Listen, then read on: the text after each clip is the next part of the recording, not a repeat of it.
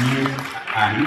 You can call me Amir. I'm 30 years old from Pasig City, and I stand with one leg, but I stand for having a limitless mindset because growing up, being diagnosed with bone cancer and losing my leg in the course of my treatment on that didn't stop me, but it also pushed me to go beyond my limits. To be mindful that knowing that our body has limitations doesn't have to make it ourselves that limited in a ways that we wouldn't be able to reach our goals or push on what we have or what we wanted in life.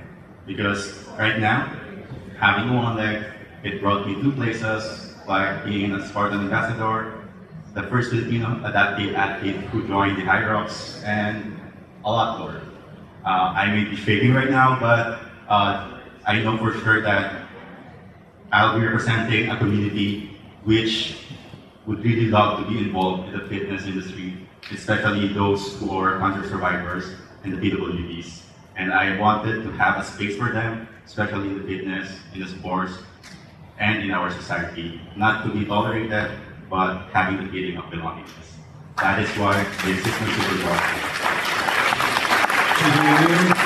I actually met Amir at a hybrid competition before. So now it is time for you to take your question from your judge, Kalbo ng Bayan, Jules. I was actually going to say something similar. Like, I think I might have seen you at one of the races a few weekends ago. So I think you're really inspiring. You know, people around you, either as you just pass by or cheering you on, even right now, people cheering you on.